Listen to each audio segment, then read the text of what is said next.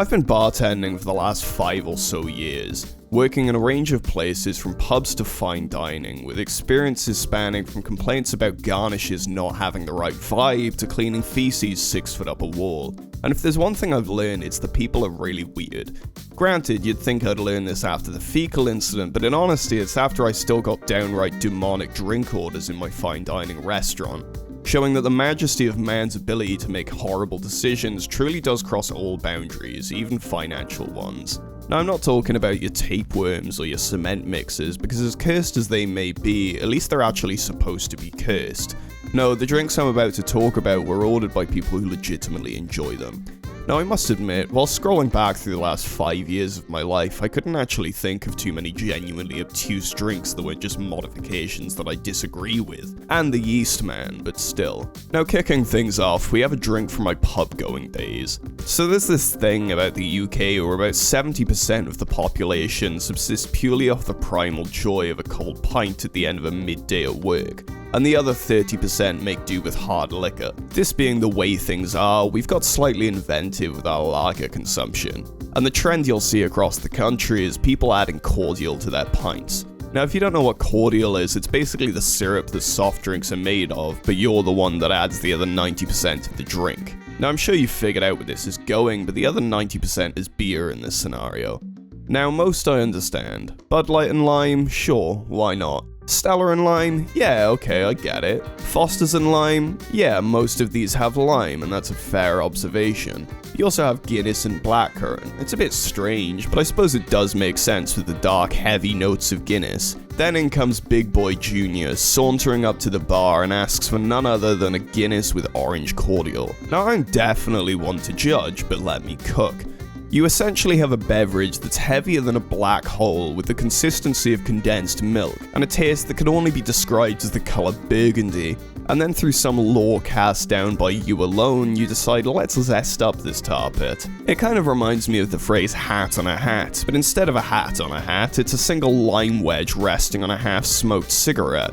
Now, I guess this isn't the most outlandish thing in the world. The tasting notes of Guinness, as vaguely said earlier, are along the lines of chocolate and coffee. And in fairness, orange is known to go well in both, in the forms of Spanish coffee and the mother of all chocolates, Terry's chocolate orange. But, I mean, I guess maybe they're kind of onto something, actually.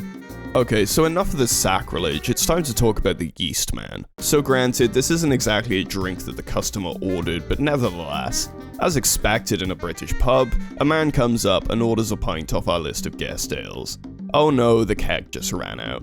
But you see, our guest ales consisted of live ales. This is basically where the brewery sends you a keg that hasn't quite finished fermenting, so you can finish the process in-house and serve it at its freshest point. This also means that about 10% of the barrel is taken up by yeast. So as I'm pouring this pint, the tab sputters and lets out an ungodly tsunami of brewer's yeast, with a dribble of ale lining the top.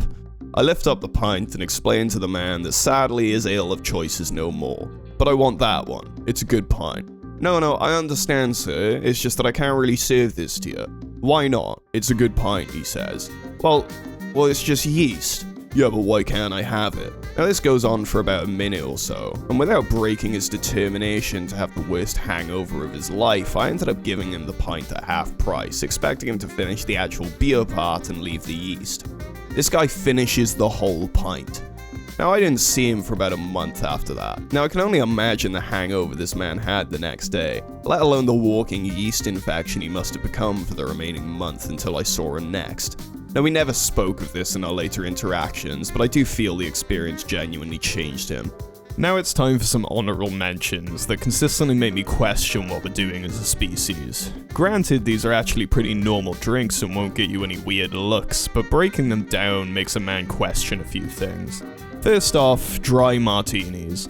Don't care if it's gin or vodka, but a traditional martini has 2 ingredients: vermouth and either gin or vodka, with dirty martinis replacing the vermouth with olive brine.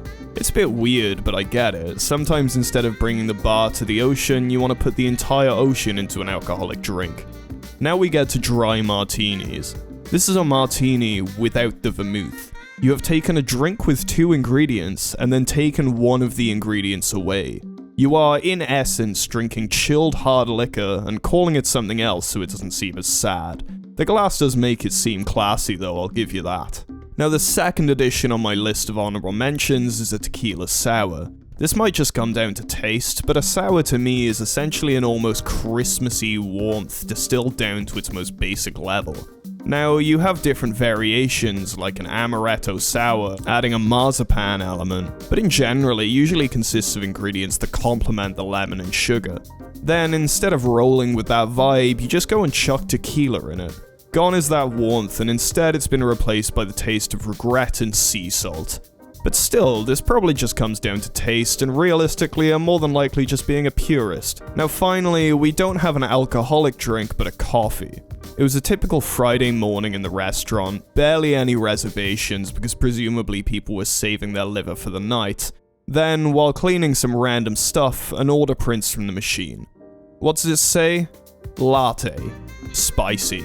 I waited for the server to come by so I could ask if they meant extra hot, but I didn't get a chance. As when they came through the curtain, they cut me off and said, "I know it's weird, but that's what they want. Can you do it?" Yes. Yes, I can do it. You see, we have another spicy drink on the menu that uses a tincture made from habaneros and Wray and Nephew.